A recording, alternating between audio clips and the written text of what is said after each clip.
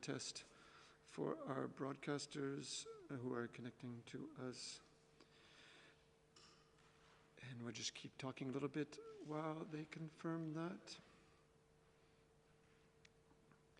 A reminder to journalists who are on the line to raise your hand to get into the queue after we start, and that we have interpretation today only in the 6 UN languages because of other ongoing events here in Geneva headquarters. I will talk a little bit louder, and if we could have the French interpretation, please, to test that. So they are now talking in French and I'm talking in English, and I'm hoping you can hear both. Is that okay, Mark? Okay from our side. Thank you, merci beaucoup, and thank you to all the interpreters after a long day to be joining us. And please stand by. We hope to be starting very soon.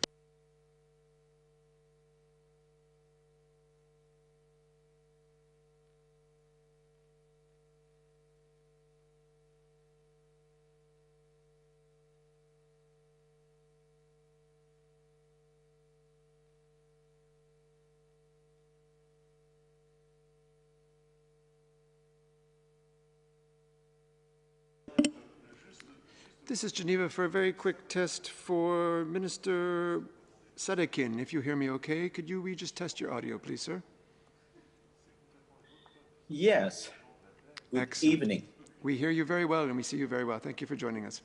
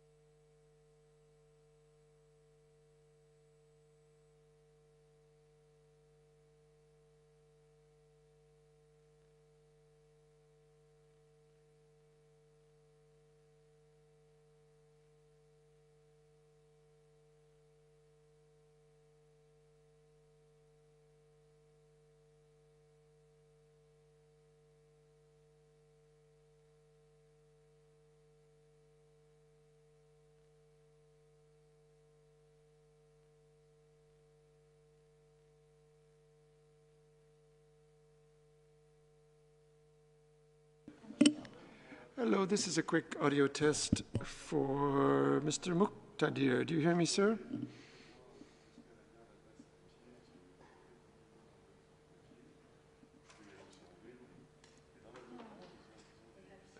Mr. Muqtadir, if you hear me, could you just give us a quick audio test, please, sir? Hello, can you hear me? I can hear you very well, thank you. Thank you for joining us. Yeah. Okay, thank you. Is it perfect? It's perfect. So I should use this one, right? Yes, that would be perfect. Thank you so much. Welcome. Thank you. And if we could also test to Belgium. This is Geneva calling out to Belgium for the connection. Test 1, 2, 3. Yes. Do you hear me? I do hear you very well. Thank you for joining us. Thank you. I don't know. I don't know how to change my name, but this is Minister Miriam Kitir, and the name that is it's coming on as Christina. Yeah. Christina. So I don't know how to change it. I'll change it for you. Thank you very much. No, thank you for joining.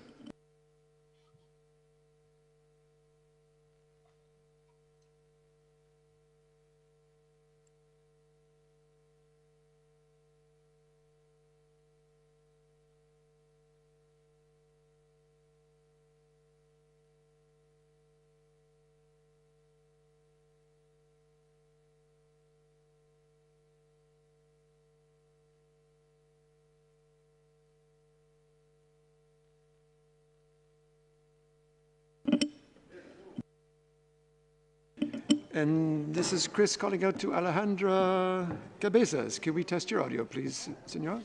Rita? Hello, how are you? I'm very good, thank you. I hear you very well. It's a little bit quiet, but I hear you. It's good enough. Thank you so much for joining us today. Thank you very much.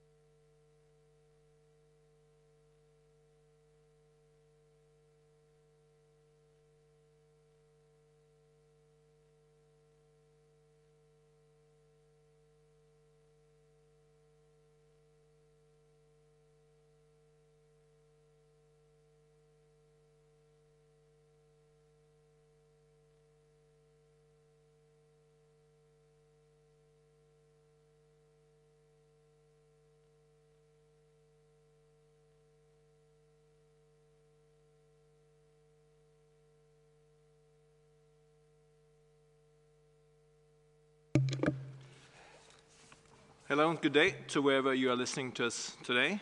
It is Friday, 28 May 2021, and it's a very special occasion during the World Health Assembly, and it's been a while that we've seen each other. My name is Christian Lindmeier, and I'm welcoming you to today's special press conference to mark the first anniversary of the COVID-19 Technology Access Pool, the CTAP.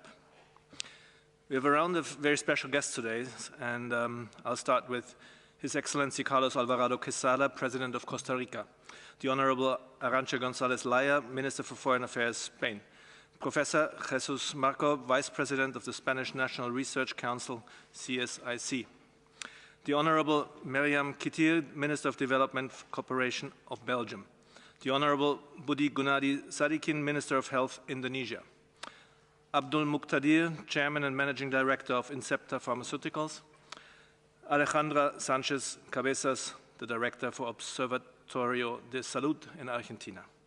Welcome all. Simultaneous translation is again provided in the 6 official UN languages: Arabic, Chinese, French, English, Spanish, and Russian, plus Portuguese and Hindi. We don't have Portuguese and Hindi today? All right, we have the 6 official languages, but no additional languages today. Apologies. Let me introduce the rest of the participants here in the room. That's first and foremost Dr. Tedros Adhanom Ghebreyesus, WHO Director General, Dr. Mike Ryan, Executive Director for WHO's Health Emergencies Program, Dr. Maria van Kerkhove, Technical Lead on COVID-19, Dr. Soumya Swaminathan, Chief Scientist, and Dr. Mariangela Simao, Assistant Director General for Access to Medicines and Health Products. With this, let me hand over to the Director General for the opening remarks. Dr. Tedros.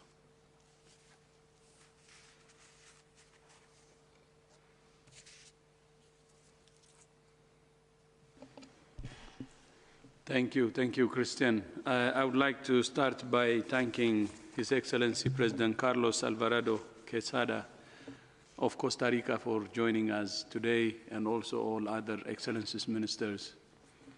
Good morning, good afternoon, and good evening. As you know, this week is the World Health Assembly, the annual meeting of nations to discuss common health challenges and agree on a common way forward. The range of issues being discussed is immense, from diabetes to malaria, disabilities, oral health, and much, much more. And of course, COVID-19 has been the focus of a lot of discussion. There has been broad consensus this week that equitable access to vaccines is essential for ending the COVID-19 pandemic. With over 3.5 million recorded deaths from COVID-19, an estimated loss of the global economy of $22 trillion and new variants compounding explosive outbreaks, this pandemic is far from over. At the World Health Assembly this week, there has been broad consensus that ensuring equitable access to vaccines is essential for ending the COVID-19 pandemic. In my opening remarks on Monday, I called on world leaders to support a massive push to vaccinate at least 10% of the population of every country by September and 30% by the end of this year. Our sprint to September goal means we must vaccinate at least 250 million more people in low and middle-income countries, including all health workers and the most at-risk groups at the first priority. If countries immediately share doses with COVAX, and if manufacturers prioritize COVAX, we can reach this target and save a lot of lives. Ultimately, the fastest way to bring this pandemic to an end is to dramatically increase global manufacturing of vaccines, tests, treatments, and other medical supplies, and ensure equitable access.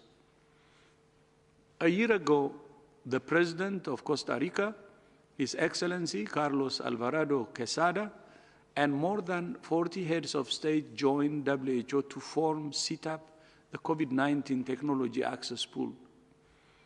CTAP draws on the experience of the medicines patent pool and provides a single platform where innovators of COVID-19 health products can voluntarily share knowledge and technologies with quality-assured manufacturers.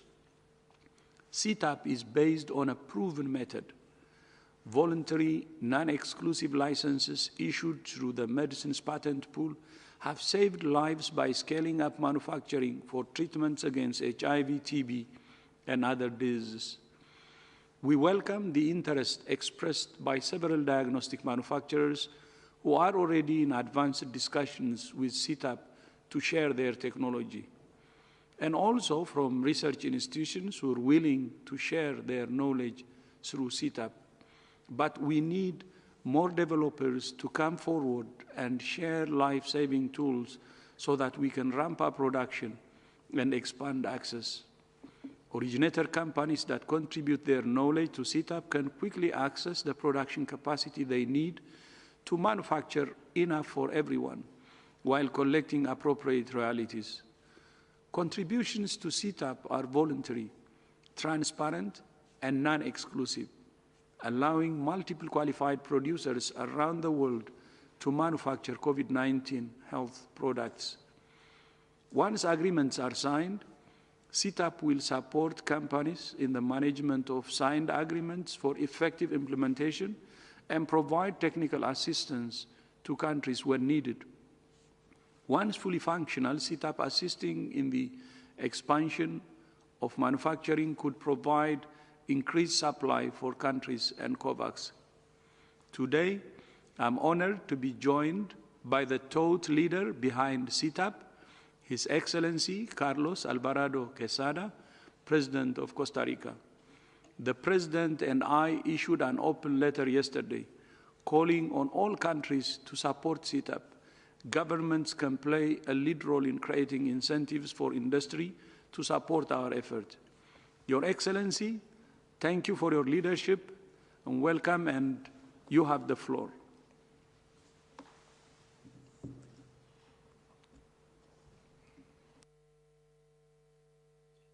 Thank you very much, Dr. Tedros, and thank you for your leadership and also your team's leadership, not only a medical leadership, but a moral leadership that we need at this time against COVID-19.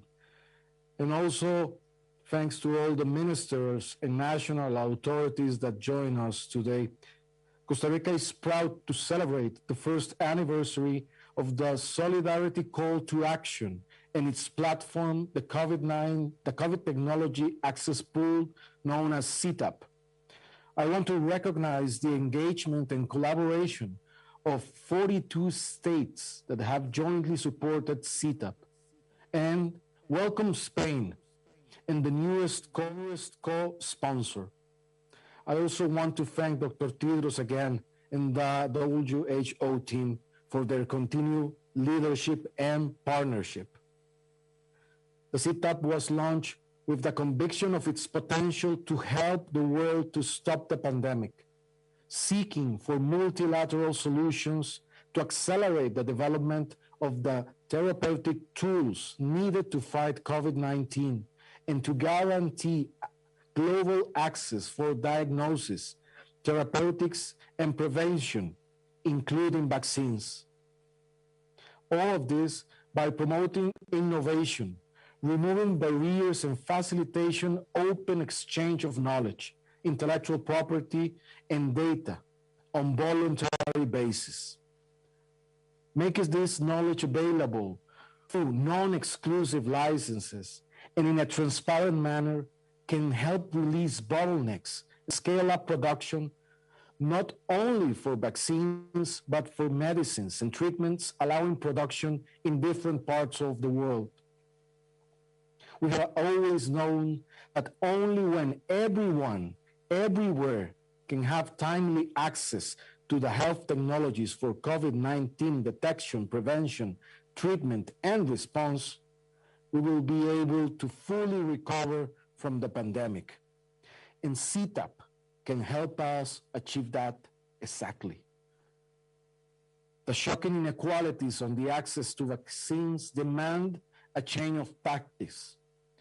It is not acceptable that more than 50% of the globally available vaccines were used in only 5 countries that account for 50% of global GDP. Shamefully, low-income countries have received only 0.3 of the world doses. This week, together with leaders from the Latin American and Caribbean region, we made an urgent call to those countries that have excess doses or that have already vaccinated their population at risk to share those surpluses in an immediately and equitable way. But that is only one piece of the puzzle. We must also overcome the challenges generated by bilateral negotiations and property rights.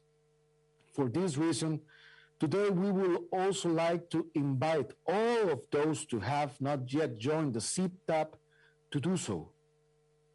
Costa Rica will continue supporting a stronger architecture on pandemic preparedness and response, including a WHO treaty on the topic. We hope that the principles of CTAP will be a central part of a future action. The COVID-19 has imposed upon the world an enormous challenges, not only social, but economic. We have lost millions of lives, millions of jobs and opportunities and smiles. We have understood how vulnerable we are, but the crisis has also given us a chance to make things differently and work together in ways we had never done before. And hopefully, we will be able to overcome it in solidarity, cooperation, and strengthening the international pandemic response framework. Once again, thank you very much. Un saludo, mi amigo y mi hermano, Dr. Tedros. Thank you so much, hermano. Thank you, Your Excellency. Thank you so much for your leadership and for those great comments. I couldn't agree more that in this moment of acute need, we must utilize all solutions to boost manufacturing capacity. And the only way is cooperation. The only option is cooperation. And I like the way you said it. We lost millions of lives, millions of jobs, millions of smiles. It has affected the whole world. So thank you so much. Muchas gracias, hermano, for your leadership. Next, it gives me great pleasure to welcome the Honorable Arantxa Gonzalez Laya, Spain's Minister for Foreign Affairs for the European Union and Cooperation. Arantxa, my sister, you have the floor. Thank you very much, Tedros. It's a pleasure to join you. I'm the President of Costa Rica in this important moment. If we are to defeat COVID, we need to exponentially increase the production of vaccines and ensure much faster distribution to those in need around the world. This is why we launched an initiative called Vaccines for All. We think we need to exploit fully all the flexibilities that exist within the rules of intellectual property worldwide. We think we need to increase exponentially the manufacturing by using unutilized capacity and transferring know-how and technology to produce. 3, we need to also ensure faster distribution to all corners of the world. And 4th and final, we should be capitalizing COVAX and sharing vaccines, especially those that have availability today. This is our vision for ensuring equitable access to vaccines. And because we like to preach with the example, we are here today to tell you that we have just decided to join CTAP, to join this initiative that will ensure the transfer of knowledge, technology, and know-how to speed up the production of vaccines. We are proud to join the family that Costa Rica and others started building last year. Non-exclusive, transparent licenses are vital to increase production.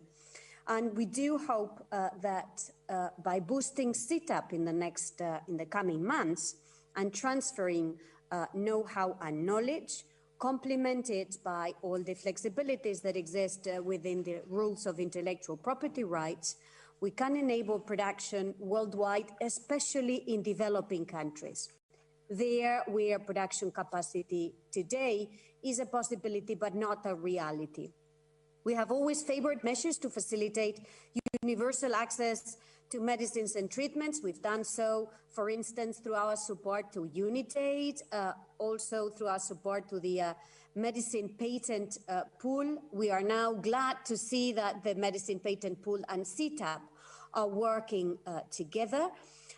We are contributing substantively to CTAP, and this is where I'm very glad that the Vice President of the Spanish National Research Council, Jesus Marco, will also take part and explain the modalities for our engagement in CTAP. Finally, we think we must ensure greater synergies between CTAP ACTA, the initiative of which we are also a founding member and an active contributor. If we do so, we will have all the ingredients to win the battle against COVID. So thank you again for giving us this opportunity. Thank you so much, Arantxa. Thank you.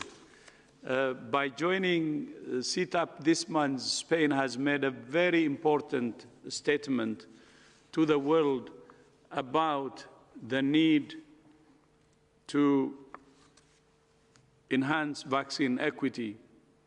I now turn to your compatriot, Professor Jesus Marco, Vice President of the Spanish National Research Council.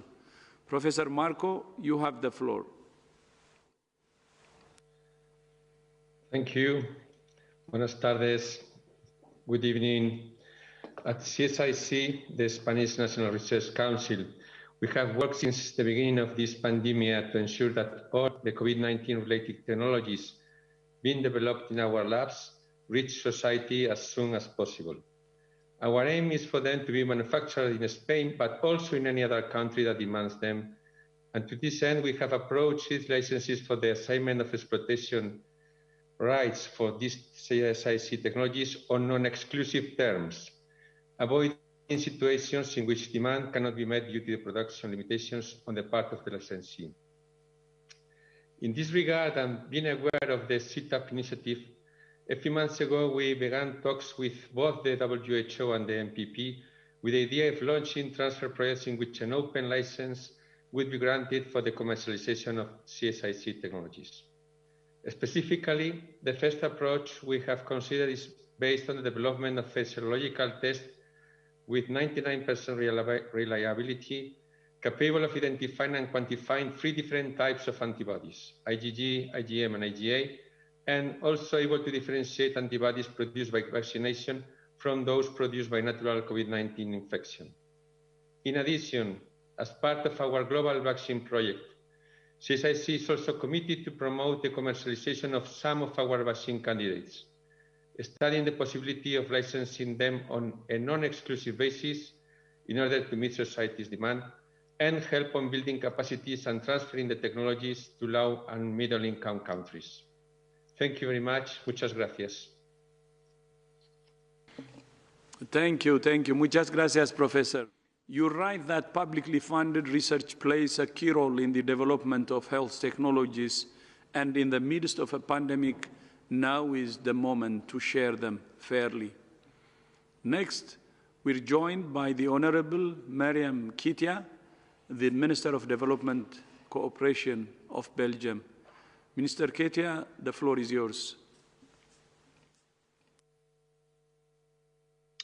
Mr. President, Mr. Director General, ladies and gentlemen, the past year we faced many issues of conscience as human beings. As office holders, we had to take up responsibility. Never have we mobilized so many resources in so little time. And I do not have to tell you our safety and freedom depend on our willingness and capacity to provide that same safety and freedom to everyone around the world. No one is safe until everyone is safe. But there is a reality we cannot deny. Let us not forget we are in a pandemic for more than 1 year now. An unprecedented crisis requires unprecedented responses beyond business as usual. Solutions exist, but still are unused. A few countries have secured the majority of life-saving vaccines, much more than needed, and left billions of people behind. While the pandemic is not over and health systems continue to collapse. While according to UNICEF, only 43% of the world production capacity for approved vaccines is used. Ladies and gentlemen, we succeeded in developing vaccines at an unusual speed, but we failed to share life-saving COVID-19 related technology and knowledge and to speed up their production. So it is crystal clear. Our challenge is to provide more doses as soon as possible at an affordable price to be administered everywhere. And 1 year ago, the Belgian government signed the Solidarity Call for Action. We did so because we were convinced that the only way forward was by joining forces, government, organizations, and industry together, with a clear public health object in mind, by putting self-interest aside while facing a common enemy. And today, we are still convinced, more than ever. So as Minister of Development Cooperation, I take a strong commitment to further promote CTAP at national and international levels. And if we want to boost production capacity, knowledge and data need to be shared. And I will also continue to urge pharmaceutical companies and other stakeholders to consider CTAP at voluntary sharing of knowledge as an acceptable and viable solution. In Belgium, we recently organized a roundtable with public, private, and academic actors, bringing together expertise, know-how, and technology. And with Team Europe, we are keen to support local manufacturing capacity of medical supplies and vaccines in Africa. So, ladies and gentlemen, the first anniversary of the CTAP is a key moment to develop a new business as usual, a key moment to show joint leadership, a key moment to prove once again that we are stronger together. Because the most effective vaccine in order to defeat this pandemic is not only what is in the syringe. No, the most effective vaccine is called solidarity. Thank you very much. Thank you. Thank you so much, Minister Kitir. Belgium has a key role to play to ensure that everything possible is happening in the EU and across the world for the equitable production and rollout of tests, treatments, and vaccines. So thank you so much for your commitment and leadership. Next, I'm pleased to introduce the Honorable, my friend, Budi Gunadi Sadikin, the Minister of Health of Indonesia. Minister Gunadi Sadikin, please, you have the floor. Mr. President, my brother Tedros, ladies and gentlemen, COVID-19 pandemic has brought us to one of the darkest times in recent history. Indonesia by today has 1.8 million confirmed cases and around 50,000 deaths. While we have seen good news in some part of the world, in many countries rolling out successful vaccination program, diagnostic and therapeutics, some of other countries are still lacking at accessing of those tools. As one of the first countries to join CTAP, Indonesia strongly supports CTAP initiative to ensure global access to vaccines, diagnostics, and therapeutics technology in our fight against COVID.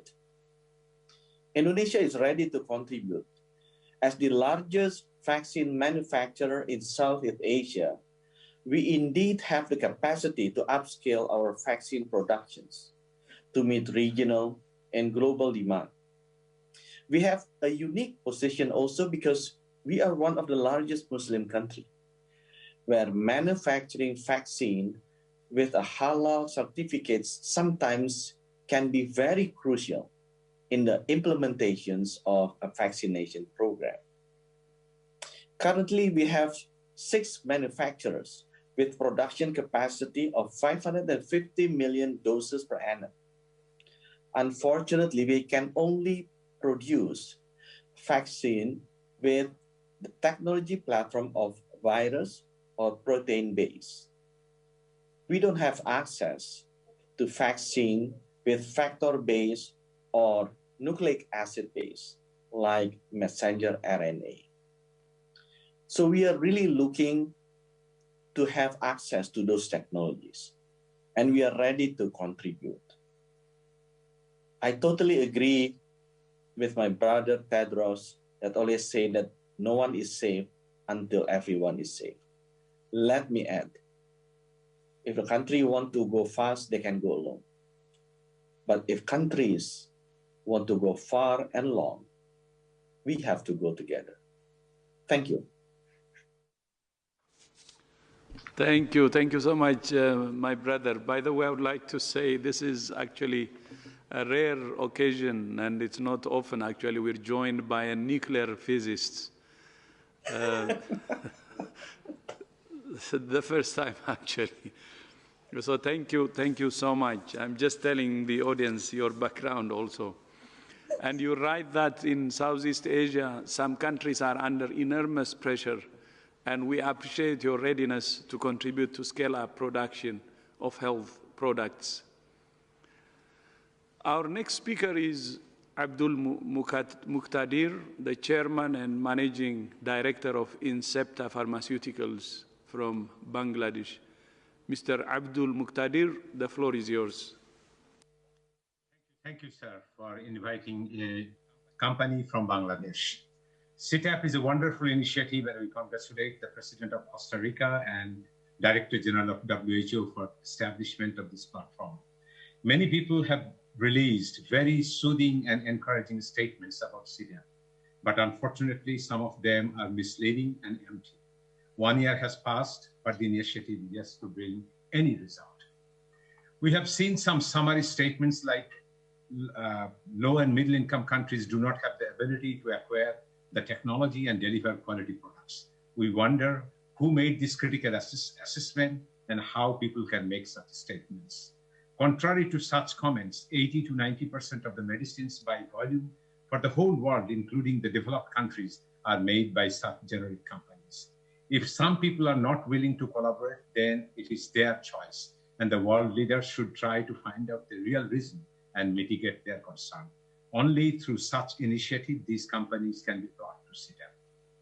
Let us be all clear in our mind that there are untapped high-quality production capabilities in countries like ours, and these can be utilized to increase the supply of vaccine. In going forward with such initiative, all stakeholders will benefit more than not doing so. We should try to find out ways to make CITAP successful. Let us identify what technology is actually available.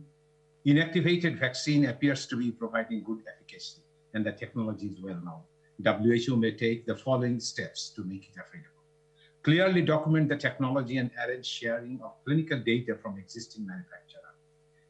Number 2, if the existing producers are not willing to share data, then WHO can define a clear regulatory pathway for first generation of data through comparative clinical studies with approved vaccines. Number 3, provide information on availability of equipment and other relevant information on supply chain. There is another one important thing, that international collaboration is often hindered because of national regulatory authority of some countries with substantial vaccine manufacturing capacities do not have WHO approval to their NRA, that is, do not have functional NRA like ours in Bangladesh.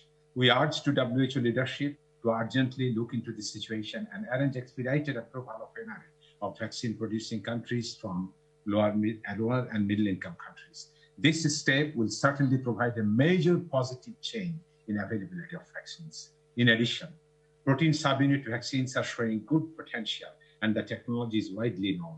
A successful vaccine may be selected by WHO and clear regulatory pathway may be defined. It can be manufactured fast in billions of doses and can be offered at a very, very low cost, and we can do it. No one is safe until everyone is safe, like you said, but we are not doing enough to keep everyone protected, especially in resource-poor and unprivileged countries. There is no time to delay. Every single day matters. CTAP is a timely initiative that provides a platform for hope, and let us make it successful. Thank you, sir, for giving us the platform to speak out. Thank you, Mr. Muqtadir. It's concerning that vaccine manufacturing capacity is not being used in many countries, and as you said, including Bangladesh. This is the moment when all capacity should be fully utilized, and I hope technology and know-how are pooled soon so that Incepta can start making life-saving doses. Now, last but by no means least, I'm pleased to welcome Alejandra Sanchez Cabezas, the Health Observatory of Argentina. Ms. Sanchez, you have the floor.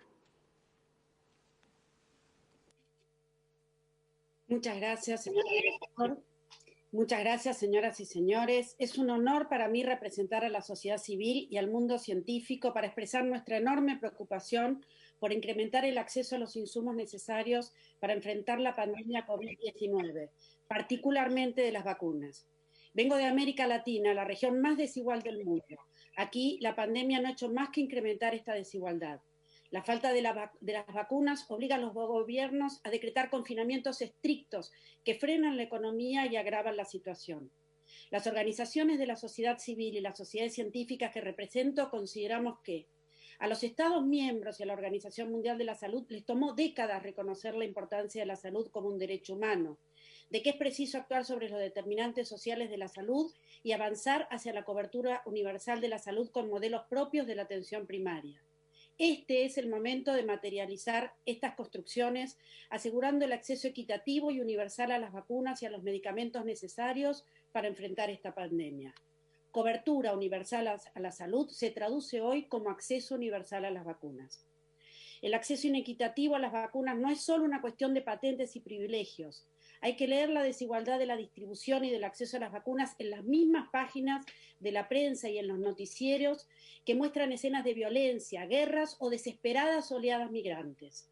En esas mismas páginas donde por efecto de la pandemia se describe la amenaza de nuevos gobiernos autoritarios y del debilitamiento de democracias que se creían firmemente establecidas. El continente americano tiene experiencia sobre el rol de las vacunas en el fortalecimiento de la paz y de la democracia. La iniciativa Salud Puente para la Paz, que impulsó la Oficina Regional de la Organización Mundial de la Salud, demostró que se puede convocar a la sociedad, al Estado y al mercado para ofrecer condiciones que mejoren la vida de sus poblaciones. La sociedad civil se asume como un actor responsable junto a los Estados y las agencias multilaterales de iniciativas como las del CITAP y la del COVAX. Los poderosos del planeta tienen que comprender que no hay futuro posible si persiste la apropiación por parte de unos pocos de los beneficios y de los recursos tecnológicos que son de interés colectivo. Muertes evitables, escasez de recursos sanitarios y pobreza creciente nos tienen que impulsar a la acción urgente para revertir esta situación. Necesitamos compromisos urgentes y concretos que sienten las bases para que los países menos desarrollados puedan enfrentar las emergencias sin depender de donaciones caritativas insuficientes y tardías. Necesitamos que los organismos internacionales, los gobiernos y las empresas farmacéuticas asuman el desafío histórico que les toca. La sociedad civil aspira a vivir en un mundo más equitativo y democrático.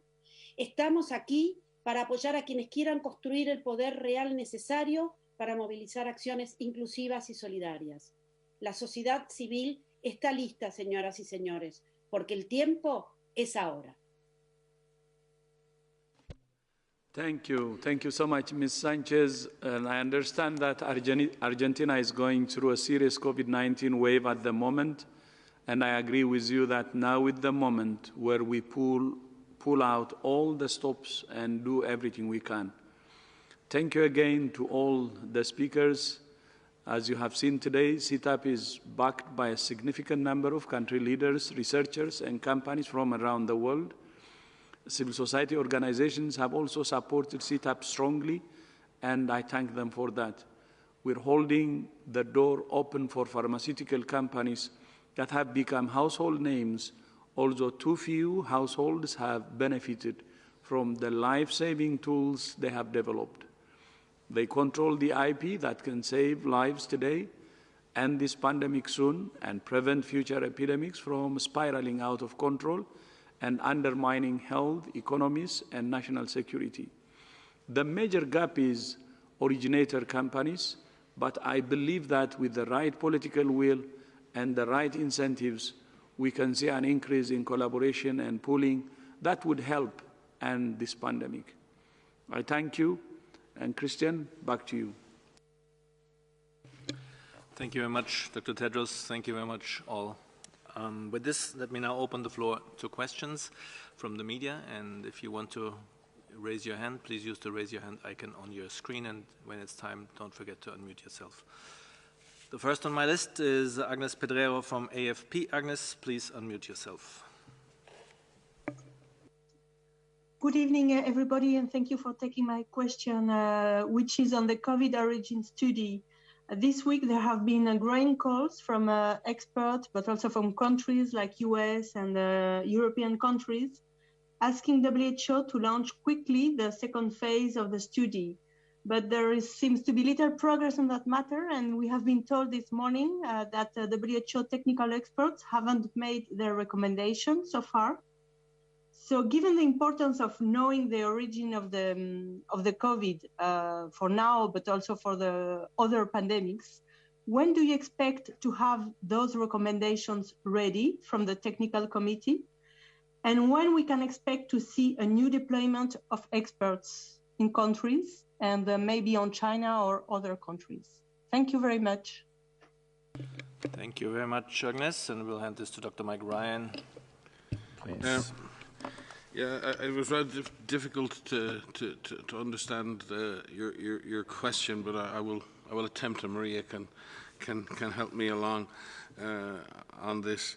We continue to work with the international team in looking at their recommendations from the first mission. We've engaged with member states since then, with a large number of member states, to seek their inputs into the next phase of the studies that are needed. And I think this is important to restate that WHO nor our member states, when they made the resolution last May, WHA 73.1, specifically referred to studies and missions, because it was clear that it was going to take time, and it was going to take multiple studies and likely multiple missions in order to fully elucidate the origins of the virus, if that were ever possible, given the difficulty historically with being able to do that. We will be reaching out to member states in the way we normally would, in order to seek their guidance as to whether there is further expertise available that could join with this international effort, especially in the next phase, where more specialist studies may be needed in order to further elucidate the origins of the virus. We would, though, like for everyone out there to separate, if they can, the politics of this issue from the science. This whole process is being poisoned by politics. And if you expect scientists to do their work, if you expect scientists to collaborate and actually get the answers that you want, actually seek in a non-blame environment to find the origin of the virus, so we may all learn how to prevent this happening in future, we would ask that this be done in a depoliticized environment where science and health is the objective of this, and not blame and politics. Because quite frankly, over the last number of days, we've seen more and more and more discourse in the media with terribly little actual news or evidence or new material, and this is quite disturbing, quite frankly. Every country and every entity is free to pursue their own particular theories of origin. It's a free world. WHO is a member state organization, and we seek to work with all of our member states to seek answers collectively. We do that within the framework of the mandate that we have as an organization. We do that in collaboration by consensus. That is the way our organization works. The Director General has been clear. All hypotheses for the origin of the virus remain on the table. Further studies are going to be needed across the board to further elucidate those origins. And we believe we can make more progress, especially with the support of our member states and the support of scientists working in a positive manner. To do that, we need space. To do that, we need governments to work together and create the space in which this work can be done successfully. Putting WHO in a position like it has been put in is very unfair to the science we're trying to carry out, and it puts us as an organisation, frankly, in an impossible position to deliver the answers that the world wants. So we would ask that we separate the science from the politics and let us get on with finding the answers that we need in a proper, positive atmosphere where we can find the science to drive the solutions through a process that's driven by solidarity, as Dr. Tedros always says. Maria? Very briefly to add, wholeheartedly agree with Mike's answer there, and to really separate the science from the politics. So there are some quite clear recommendations that have been outlined in the detailed report that the international team published in March. Many countries are digesting that and reading that in quite some detail. They're really devouring it. In that sense, to kind of pull out all of the relevant information in there. If you haven't read that report, if you haven't read all of the appendices, I really ask you to do so, because there is a wealth of knowledge that is in there. And it clearly outlines the technical approach that is needed. As Mike has said, as we have said many times, this requires many studies. It requires multiple missions. It requires collaboration, openness, time. And so those technical next steps are very clear.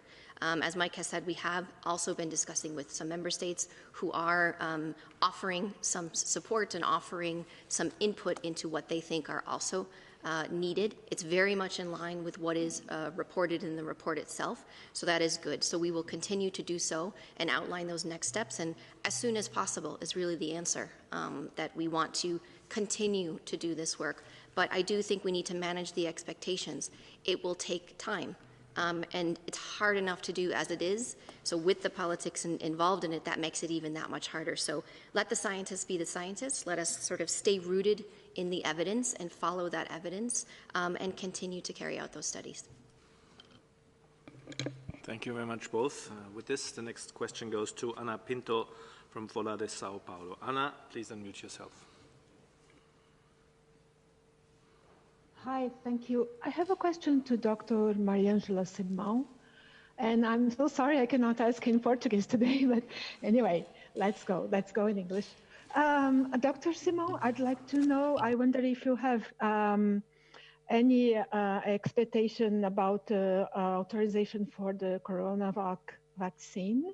If I'm not wrong, it was expected for the end of this month. And if you have not, I'd like to know what's lacking in this process. Thank you very much. Dr. Simão, please. Sorry, I can't speak in Portuguese either today. Thank you, Anna. We are finalizing the assessment of Coronavac is the Sinovac vaccine. Right? There was need for further clarifications on the data that was provided. The responses have arrived this week, and on Tuesday next week, we will have our technical advisory group, which is the expert group who advises WHO on the listing, on the authorization. So we expect that Tuesday we will have a decision, and the report should be available the next day for sure. So it's next week, and it was just a delay because there were some clarifications needed from the manufacturer. Thank you very much. Next question goes to Simon Ateba from Today News Africa. Simon, please unmute yourself. Thank you for taking my question. This is Simon Ateba with Today News Africa in Washington, D.C. And thank you for doing this longest press briefing series for more than a year now. Yesterday, the WHO Africa Department said Africa needs at least 20 million doses of AstraZeneca vaccine in the next 6 weeks to get second doses to all those who receive a first dose within the 8 to 12-week interval as recommended by the WHO. We know that President Biden is sending 80 million doses to COVAX by the end of June, beginning of July, and that the EU member states have pledged to share 100 million doses with COVAX. I was just wondering if you could detail how pressing is the vaccination situation in Africa, and how many of those doses would you like to see go to African nations? Or even, what is the WHO doing now to ensure that Africa is not left behind and that those who need a second dose have it? Thank you. Thank you very much. I'll guess maybe we start with Dr. Bruce Aylward, who joined us, who's, of course, the Special Advisor to the Director General and the lead on the ACT Accelerator. Bruce, go ahead. Thank you very much, Simon, for the important question about what's happening with respect to the vaccine rollout in Africa. As Simon referred to yesterday, the Regional Director for Africa held an urgent press conference to highlight the issue that Simon's referring to, and that is the fact that Africa has vaccines sufficient for less than 1% of the population of the continent, striking disparity when you look at the situation in any other region of the world, in fact. So indeed, Simon, this is one of the areas of greatest attention, greatest urgency, and hence the reason for that press conference yesterday. Simon, they did refer to the need for 20 million doses to serve as second doses to the AstraZeneca doses already given, but the regional director went further, and she emphasized that we need 200 million doses, and that is sufficient doses for nearly 100 million people on the continent to stay on track with the goal of getting at least 10% of that population vaccinated on the subcontinent by the end of September, en route to at least 30% by the end of this year, as is the goal right now, just through COVAX alone. That's not even counting doses that would come through other arrangements, such as that being made by the African Union.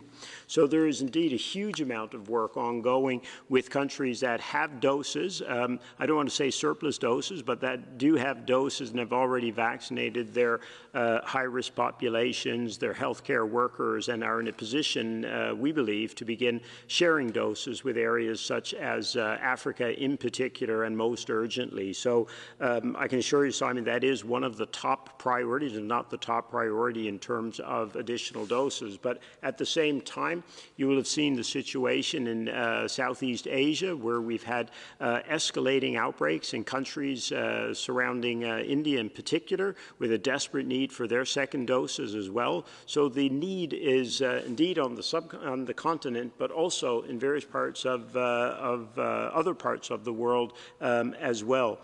In terms of donations, indeed, we're in close contact with the United States, with the European Union member states and other countries about now trying to move as quickly as possible on the commitments and donations that they've made. And you'll remember, we talked about this last week, we're going to need the support not just of the countries that are donating the vaccines, but also the companies who actually they have contracts with, because that's a really important part of the solution. And we were pleased to see over the last couple of weeks some strong commitments from manufacturing associations and manufacturers to try and do everything possible to ensure that donations can be actioned within days of countries that want to share them. And then the third part of the equation, of course, is working with COVAX, and then, of course, with the countries receiving the doses to make sure that they go to use as rapidly as possible. So a huge priority, Simon, trying to get those doses in place. We need many more doses than 20 million. That's just to get the second doses into the very, very few people who have been vaccinated so far. We need hundreds of millions of doses to start moving toward vaccine equity and to start getting not just the high-income, well-vaccinated areas out of this pandemic, but the entire world. Because as the Director General said so many times, we can't get out of this alone. We need to get out of this together. Thank you so much, Dr. Aylward. And for Dr. Swaminathan, please. Just to add to what Dr. Aylward said, it's true that we are doing everything possible, and we encourage all countries that have excess doses to share with us, to share with COVAX facility as soon as possible so that we can get those out and vaccinate people who need to be protected. It's just to say that we're learning more and more about how these vaccines can be used, the gap between the first and second doses. There are studies going on that are looking at mix and match, and these are encouraging findings. So to reassure people that even if the second dose is a few days or weeks later, it's still going to serve as a booster, and it's still going to boost that immune response and give high levels of protection. So while we should do everything possible to stick to the guidelines, which currently is 8 to 12 weeks gap for the AstraZeneca vaccine, but there is emerging evidence that a second dose will boost even if the gap is a little bit longer. And in fact, one dose boosts immunity in people who've had a previous COVID infection. So a single dose in people who've been previously infected is as good as getting 2 doses of the vaccine. Thanks. Thank you very much, Dr. Swaminathan. The next question goes to Priti Patnaik from Geneva Health Files. Priti, please unmute yourself. Hi, good evening. Thank you for taking my question. We understand that CEPI has mapped manufacturing capacities in the developing world. Will this information be shared with CTAP? And how many, if any, companies have expressed interest in working with CTAP? Thank you so much. Dr. Swaminathan, please. I can start, and Dr. Simao will definitely follow up. So yes, we have this manufacturing task force now within COVAX, so that's CEPI, WHO, Gavi, and UNICEF, plus other partners, including the private sector that have come on board. And the idea really is to try to solve the acute problems of supply chain and raw materials and fill and finish. And CEPI, in fact, has fill and finish capacity that they have already booked. So any companies that need excess fill and finish capacity that have bulk product can be immediately matched. In terms of the mapping, yes, there is an extensive mapping going on, and there's also work going on to have one place to bring together all the different initiatives that are happening. Because as you know, there's a lot of interest in this space, and many different countries and groups are looking at how to expand manufacturing. So it's important to bring all those initiatives and be aware of and collaborate. The manufacturing capacity work should be completed soon, and it should be made available for sure, because the idea really is to encourage developers and those who have the know-how to link up with places where there's capacity. We heard the head of Incepta from Bangladesh making a very impassioned plea for using capacity in companies such as his and many others that exist across the world, including in Indonesia. We had the Minister of Health also speak about this. So there is capacity, there's interest, and there's willingness of both from companies and governments to really invest in this and ramp up production. So there's really a call for those who have the know-how and the capacity to come and collaborate with us, with the manufacturing task force, and through CTAP, we can really enable and assist this to happen in a very well coordinated and equitable manner. Mary Angela. Thank you, Priti, and thank you, Dr. Sumya. We are in discussions and some advanced negotiations with 5 diagnostic manufacturers, and we have in sight 2 vaccine producers that would be willing to share technology, and the discussions are initiating right now through CTAP. And just to remind everyone that when we're talking about CTAP, we're talking about a platform that's an open sharing, including the licensing, but also the open sharing of knowledge that will include technology transfer. And we do have, and we heard that from Incepta as well, we're asking WHO, because there are a lot of manufacturers in the developing world who have quality assured products, true pre-qualified products, WHO pre-qualified products. So we are talking about a huge capacity out there, and there is a lot of interest in receiving technologies. So we do have 5 manufacturers from research institutions that produce diagnostics who are in advanced conversations with CTAP, and we expect that other companies will come as we are. This is not I think this is the time to understand the urgency of this conversation, right? Because we, more than ever, we are discussing during the World Health Assembly, we are discussing a local production resolution that has received massive support from different countries. More than 100 countries have supported it so far, and it's likely to be approved in the next few days. So there is this mandate from the WHO, the World Health Assembly. There's an interest from countries, and there should be an interest from manufacturers as well, as we are seeing interest from academic institutions, like we heard today from Spain. Thank you.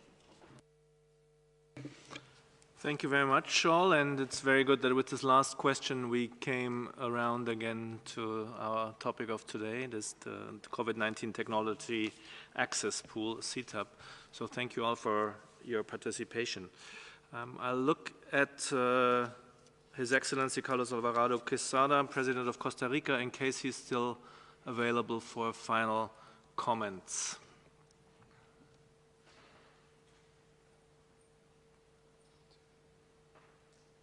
It doesn't appear to be the case, in which case I will start handing back to Dr. Tedros, of course, for the final round. But before that, let me all remind you that we will be sending the sound files and the audio files of this briefing right after the press briefing, and we'll have everything online as of tomorrow morning. For any further questions, please write to mediainquiries@who.int. Dr. Tedros, over to you. Thank you, Christian. And I would like to thank President, His Excellency Carlos Alvarado Quesada for joining us today and for his leadership, and also to all ministers who have joined today and other colleagues representing different institutions, various institutions. And I would also like to use this opportunity to thank the media for joining us today, and bon weekend, and see you in our upcoming presser next week. Bon weekend.